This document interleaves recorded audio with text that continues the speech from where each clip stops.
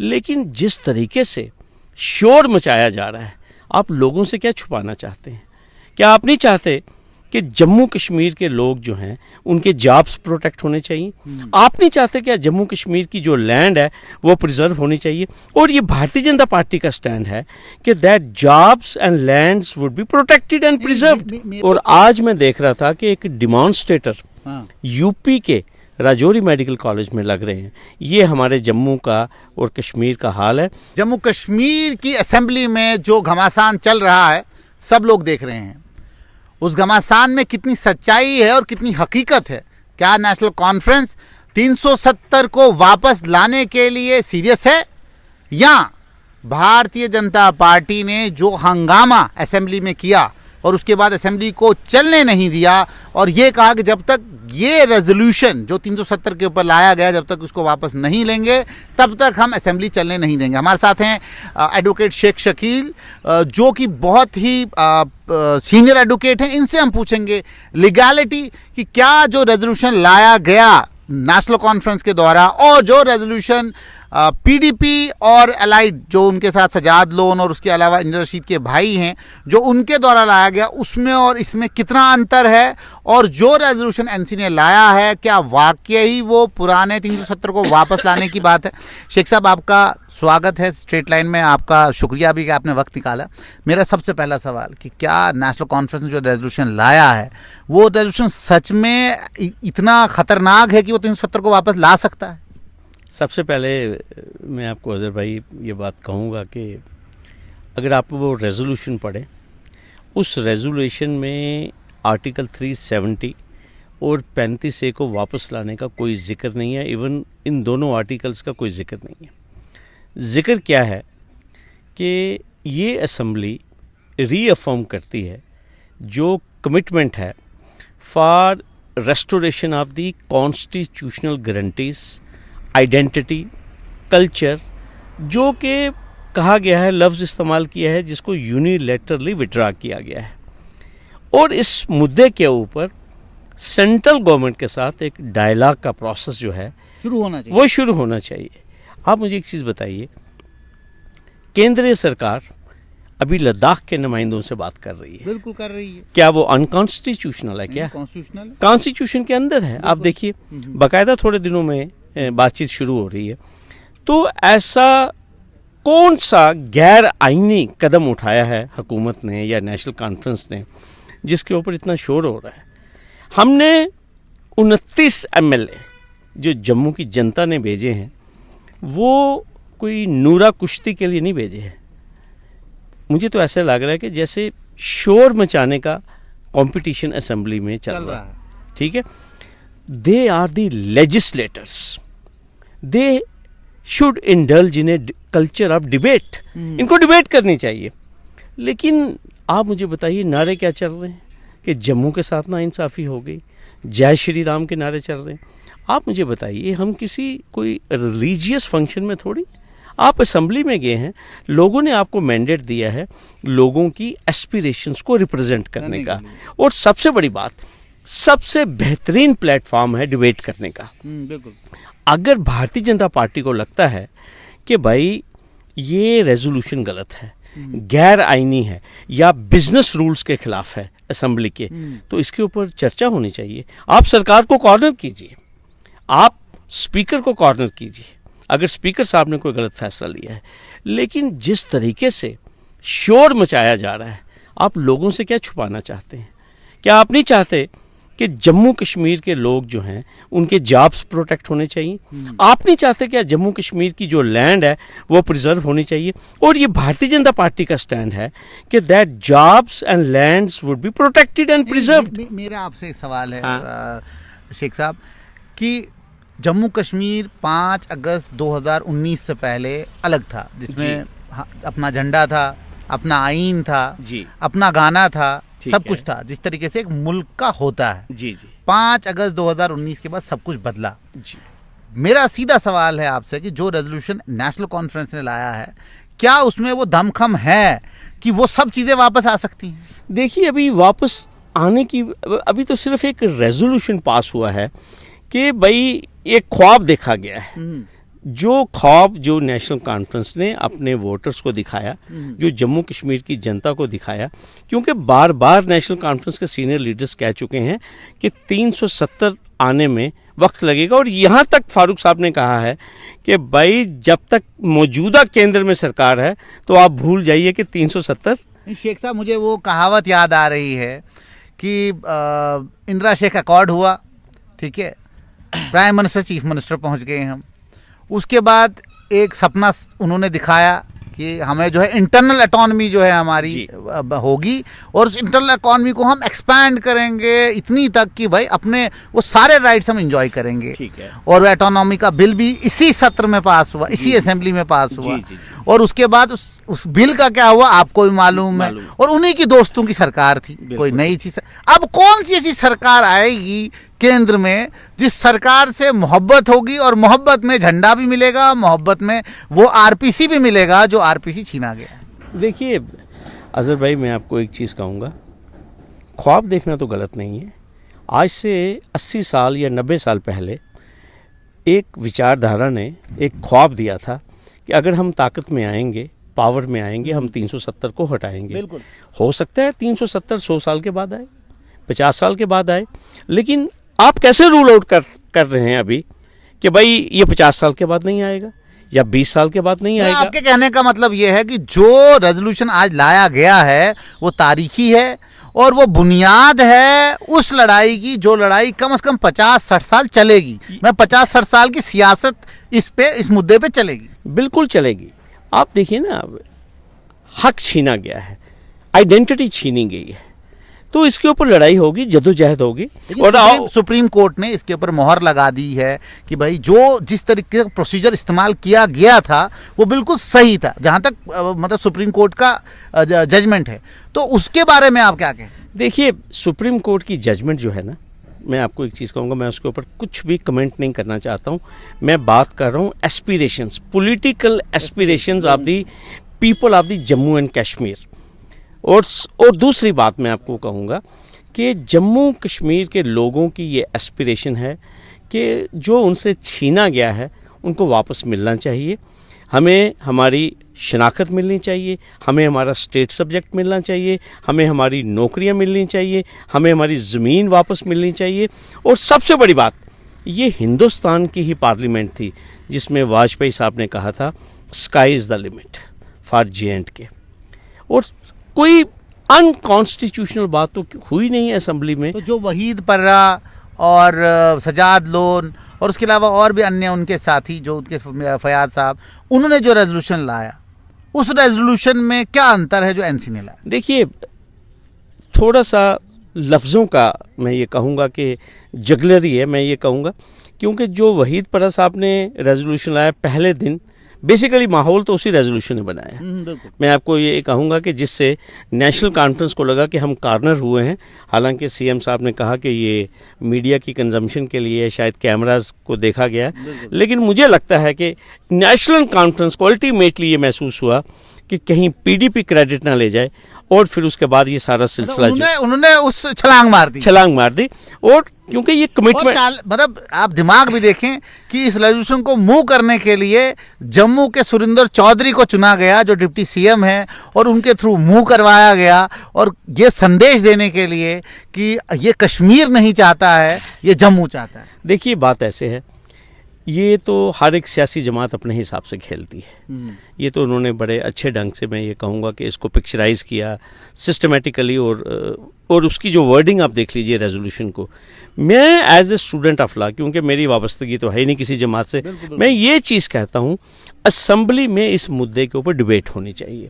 अगर भारतीय जनता पार्टी को ये महसूस होता है कि ये रेजोल्यूशन गैर आईनी है या हरफे आखिर है सुप्रीम कोर्ट का फैसला, तो क्या बीजेपी में ऐसा कोई लेजिस्लेटर नहीं है जो इस लीगैलिटी के ऊपर असेंबली में रोशनी रखें? क्या बीजेपी के पास फुकदान हो गया है किसी अच्छे लेजिस्लेटर का या किसी डिबेटर का या किसी स्टेट्समैन का कि वो इसके ऊपर बात नहीं करना चाहते? ये क्या शोर शराबा! आप देखिए, मैंने आपको पहले भी कहा कि आज भी एक कीमती दिन जो है इन्होंने ज़ाया किया। क्या आवाम ने इसलिए भेजा हुआ है, इसलिए इलेक्ट किया हुआ है? इसका मतलब कल हमारे जो LOP हैं उन्होंने ये कहा जब तक ये रेजोल्यूशन वापस नहीं होगी हम हाउस को नहीं चलने देंगे। क्या बात, हमने क्या आपको इसलिए इलेक्ट किया था? हमने क्या आप हाउस को नहीं चलने देंगे? आप ठेकेदार बन गए पूरे जम्मू कश्मीर के, आप पूरी असेंबली के ठेकेदार बन गए। आपने एक इतना ब्लाइंड स्टेटमेंट दे दिया। आप डिबेट क्यों नहीं करते? आप बहुत अच्छे डिबेटर हैं, स्पीकर हैं, आपको अच्छा कंसेप्ट है, किश्तवाड़ जैसी दूर दराज जगह से आप आते हैं, अल्लाह ने आपको इज्जत दी, लेकिन आप हाउस नहीं चलने देंगे। ये कौन सी बात होगी? जब पार्लियामेंट में लोग शोर डालते हैं तो बीजेपी का स्टैंड ये होता है कि ये पार्लियामेंट में मुद्दे, इवन 370 को जब हटाया गया उस वक्त भी डिबेट हुई, डिस्कशन हुई दोनों सदनों में, और उसके बाद इस बिल को पास किया गया। मेरा सवाल अब आपसे ये है कि सजाद लोन, जिसको कि बी पार्टी बीजेपी की कहा जाता था, और इंजीनियर रशीद के भाई जिसको कि सी पार्टी कहा जाता था, वो पार्टियां तो वहीद पर्रा के खेमे में हैं, और आज जो है उस 370 को वापस लाने की बात कर रहे हैं, जिस 370 को 5 अगस्त 2019 को खत्म कर दिया गया, और उसके बाद सुप्रीम कोर्ट ने उसके ऊपर बाज़ाब्ता मोहर भी लगा दी।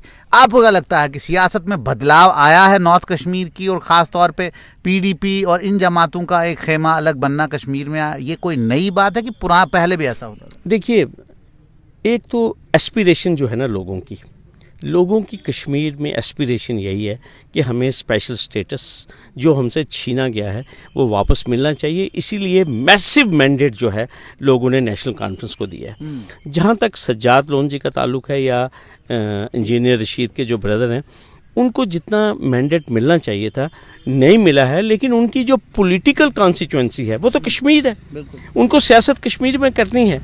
और इवन आज लड़ाई हुई सजाद लोन साहब और बाकी बीजेपी लेस्टर के बीच में लड़ाई हो रही थी। तो अब जो लोग मतलब सियासत में, तो जब इलेक्शन चल रहे थे तो उस वक्त तो सीधा कहा जाता सजाद लोन जी बी टीम है, और बुखारी साहब को तो सीट नहीं मिली, नहीं तो वो भी वहाँ बी टीम होते वहाँ पे। तो आपको नहीं लगता है कि आज इतना मतलब हाथापाई असेंबली के अंदर हो रही है, तो क्या है मकसद? असल में मकसद एक तो साफ नजर आता है कि हर एक पार्टी अपनी पॉलिटिकल कॉन्स्टिट्यूएंसी को एड्रेस कर रही है।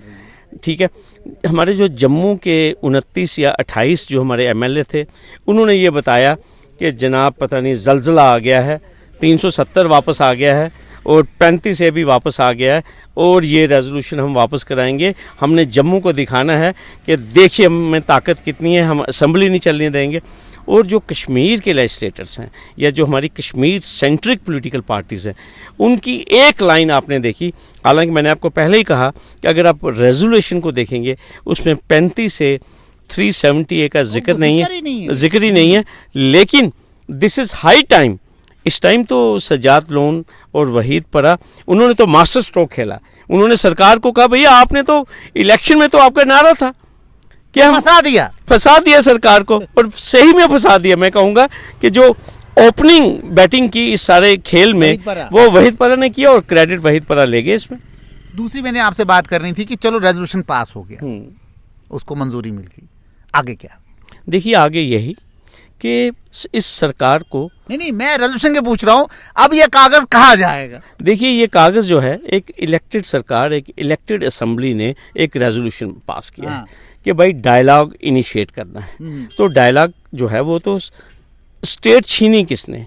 सेंटर ने। तो डायलॉग किसके साथ करना है? अब रेजोल्यूशन ये है, जिस तरह लद्दाख के साथ केंद्र बात कर रहा है, तो इसी तरह जम्मू कश्मीर के साथ क्यों नहीं बात होगी? मैं बोल रहा हूँ वो कागज का फड़का कहाँ जाएगा? क्या केंद्र को देंगे या गवर्नर, लेफ्टिनेंट गवर्नर साहब को देंगे? किसको देने जा रहे हैं? देखिए अभी तो जो LG साहब हैं वो तो ऑल पावरफुल हैं यहाँ पे, ठीक है, लेकिन LG साहब जो हैं वो भी तो केंद्र के MHA के नुमाइंदे हैं। बिल्कुल। वो तो कोई स्पेशल स्टेटस रिस्टोर कर नहीं सकते। अल्टीमेटली जो भी फाइनल कॉल लेनी है वो लेनी है पार्लियामेंट को, वो लेनी है भारतीय सरकार को। ये बहुत बड़ा इशू है। आप देखिए जिस तरह मैं आपको कह रहा हूँ कि बातचीत चल रही है लद्दाख के नुमाइंदों की, और ये इस तरह नहीं मिलेगा। आपको लद्दाख के नुमाइंदों पे एक चीज नहीं दिखी शेख साहब, कि उनका एक सोनम वांगचुक पदयात्रा शुरू करता है लेह से, और हिमाचल से वो दिल्ली पहुंचता है और दिल्ली में धरना देता है। वो शायद जानता है कि भारत की जो सियासत है वो क्या है, लेकिन जम्मू कश्मीर में तो किसी लीडर ने ऐसा ना किया, ना कोई प्रोटेस्ट, ना कोई हंगामा, सिर्फ इलेक्शन लड़ा, असेंबली में आए और पहली बार स्कॉर्पियो मंगवा दी 14 करोड़ की, और उसके बाद जो है ये रेजोल्यूशन लाया। आपने बिल्कुल बजा फरमाया। अल्लाह करे हमारे जम्मू कश्मीर में भी कोई 10-15 सोनम वांगचुक हों जो अवाम के इश्यूज़ के लिए जो तहरीक लद्दाख से उठी। आप देखिए उन लोगों की अनथक मेहनत की वजह से आज लद्दाख में हमारा पीआरसी भी इंटैक्ट है, लद्दाख के जॉब्स भी इंटैक्ट है, लद्दाख की जमीन भी इंटैक्ट है, कॉन्ट्रैक्चुअलों की सैलरियां तक देखो कितनी है। ठीक है। और आज मैं देख रहा था कि एक डिमॉन्स्ट्रेटर यूपी के राजौरी मेडिकल कॉलेज में लग रहे हैं। ये हमारे जम्मू का और कश्मीर का हाल है। और सबसे बड़ी बात, ये बहुत बड़ा धोखा हुआ है हम लोगों के साथ। अभी सबसे बड़ी दिक्कत ये है कि हमारे जम्मू में जो हमारे लोगों को, जिन लोगों ने गाइड करना था, जिन लोगों ने समझाना था, आज वो असेंबली में बातें नहीं रखना चाहते, वो असेंबली में डिबेट नहीं करना चाहते। और अभी आप देखिए जम्मू का हाल क्या है। जम्मू एक सूखा पीड़ित इलाका है, कोई ट्रेड नहीं, कोई बिजनेस नहीं, कोई एम्प्लॉयमेंट हमारे बच्चों की नहीं। क्या इसके ऊपर डिबेट नहीं होनी चाहिए? क्या डोडा की सड़कें ठीक कैसे करनी है, क्या आज इसके ऊपर डिबेट नहीं होनी चाहिए थी? क्या किसी नुमाइंदे को इसके ऊपर बात नहीं करनी चाहिए थी? लेकिन एक कीमती दिन लेजिस्लेटिव बिजनेस का आज हमने वेस्ट किया। किसके लिए? जस्ट अपनी अपनी कॉन्स्टिट्यूएंसी को एड्रेस करने के लिए। मैं एक शहरी होने के मैं गुजारिश करूंगा तमाम पॉलिटिकल पार्टीज को, इर्रिस्पेक्टिव ऑफ पार्टी एफिलिएशन, अवामी जो मसाइल हैं उनके ऊपर बात करें, डेवलपमेंट के ऊपर बात करें, करप्शन के ऊपर बात करें, और सबसे बड़ी बात इश्यूज को डिस्कस करें। और डिस्कस करने के बाद लोगों के ऊपर छोड़ दें, सिस्टम के ऊपर छोड़ दें। दूसरी बात, 370 केंद्र दे ना दे वो उनका प्रोवोगेटिव है। ये तो यूटी का प्रोवोगेटिव है ही नहीं। तो जिस तरीके से सुप्रीम कोर्ट ने मोहर लगाई है, आपको लगता है इतनी आसानी से जो है एक रेजोल्यूशन पारित होने के बाद जो 370 वापस आएगा? मेरा आखिरी सवाल आपसे ये है शेख साहब, लोग देख रहे हैं तमाशा, लोग मजे से देख रहे हैं। जितनी वीडियोज असेंबली की वायरल हो रही हैं, कोई वायरल नहीं हो रही हैं। क्या लगता होगा लोगों को कि भाई हमने इनको चुन के भेजा, apart from Jammu and Kashmir जहाँ जहाँ से ये नुमाइंदे हैं? हंस रहे नहीं होंगे कि भाई यहाँ बेरोजगारी चल रही है, लोगों को जॉब्स नहीं है, ओवर एज बच्चे हो गए हैं, डेली वेज उनको परमानेंट नहीं किया जा रहा है, ठीक है, एक दूसरे पर इल्ज़ाम लगा रहे हैं। क्या 370 डेली वेज उनको परमानेंट करेगा? क्या 370 जो है वो सब चीज़ें एड्रेस करेगा जो आज के दौर में इस वक्त लोग तड़प रहे हैं, जिनको सहारा कोई नहीं मिल रहा है? क्या उन सब के मसाइल हल होंगे? देखिए, जम्मू कश्मीर की आवाम जो है बहुत ही एनालिटिकली इन तमाम डेवलपमेंट्स को देख रही है। और जो मेरा जम्मू का जो नौजवान है जिसको बड़ी उम्मीदें थी, देखिए ख़ास तौर पर देखिए एक अच्छा खासा मैंडेट जम्मू के लोगों ने बीजेपी को दिया और बीजेपी से ये तवक्को की कि वो लोगों के मसाइल, जम्मू के मसाइल जो हैं वो असेंबली में डिस्कस करेंगे। लेकिन आपने देख ही लिया कि हालात क्या हैं। इसी तरह कश्मीर के लोगों की भी एस्पिरेशंस हैं, राजौरी पुंछ के लोगों की एस्पिरेशंस हैं। लेकिन अगर यही हाल रहा तो डेफिनेटली मुझे लगता है कि अल्टीमेटली इस हाउस को चलाने के लिए मुझे लगता है अवामी दबाव इतना बढ़ेगा कि इनको इश्यूज को डिबेट करना पड़ेगा अल्टीमेट। और मैं आपको एक चीज़ साफ मैं कहूँगा कि बहुत देर के बाद, 10 साल के बाद असेंबली बनी है जम्मू कश्मीर की, और लोगों ने एक फेस्टिवल की तरह इलेक्शंस को लिया। आप देखिए कितनी रौनक थी, और लोगों ने 51 एमएलएस को, फर्स्ट टाइमर्स हैं, आप देखिए नौजवान एमएलएस गए हैं, लेकिन क्या कपड़े फाड़ने के लिए किए हैं? क्या उनको मार्शल आउट करने के लिए हमने भेजा है? इश्यूज क्यों नहीं डिबेट करते? आप मुझे एक चीज़ बताइए, आप बातचीत क्यों नहीं करते? आप गालियां क्यों निकाल रहे हैं? नहीं, कपड़े फाड़ रहे हैं। मतलब मैं तो हैरान हो गया कि वो एक दूसरे को मार रहे हैं और वही तमाशा सब लोग देख रहे हैं। और यही मैसेज है जम्मू कश्मीर के अवाम का इन तमाम लेजिस्लेटर्स को, जो कि जिनको अल्लाह ने इतनी नौजवानी में मौका दिया कि वो लोगों के, अदरवाइज होगा क्या अजहर भाई, they will be one time MLAs. कोई नहीं पूछेगा इनको। ये मैं आपको एक चीज़ बताऊंगा, जब इनसे काम नहीं होंगे, जब ये रिलीजन बेस्ड पॉलिटिक्स करेंगे, जब ये फंडामेंटलिज्म को फरोग देंगे, जब गुज्जर पहाड़ी करेंगे और ये 370 के ऊपर अनफाउंडेड जिसे कहते हैं कि एलिगेशंस एक दूसरे के ऊपर लगाएंगे, मैं ये चीज़ कहता हूँ, it is a house of debate and they are the legislators, they are the law makers. They are not law breakers. मुझे लगता है जिस तरीके से आज लड़ाई हुई कोई कैजुअलिटी भी हो सकती हाँ थी। बिल्कुल, जिस तरीके से वो हाँ। मार रहे थे। हमारे भूतपूर्व एसएसपी हैं मोहनलाल जी, बिल्कुल। मैं देख रहा हूँ वो अपनी उंगली दिखा रहे हैं और एक डॉक्टर के पास भी बैठे हुए हैं। कल तक वो बेचारे एसएसपी थे, एमएलए बने हैं, पता नहीं वो किसी की धक्का मुक्की में he is a Tharu gentleman और उनको भी लग गई है और पता नहीं किस किस को लगी है। उठा उठा के इनको मार्शल ने बाहर फेंका है। तो हमने इसलिए थोड़ी इनको जम्मू से भेजा था वोट देकर कि ये शोर शराबा करेंगे और बात नहीं करेंगे मुद्दों पे। ये हमारे साथ थे सीनियर एडवोकेट शेख शकील, जिन्होंने संक्षेप में ये कहा कि आपको भेजा गया है बात करने के लिए, आपको भेजा गया है मुद्दों के ऊपर बात करने के लिए, आपको इसलिए नहीं भेजा है कि आप हंगामा बर्पा करें। तो इसलिए 370 आएगा नहीं आएगा ये तो मैं नहीं कह सकता हूँ, लेकिन कागज़ आया है और कागज़ में जो लिखा हुआ है वो उतना दमदार नहीं है कि 370 को वापस ला सकता है। तो जम्मू कश्मीर की जनता देख रही है और आने वाले वक्त में जनता जवाब देगी। जुड़ते रहिए स्ट्रेट लाइन के साथ।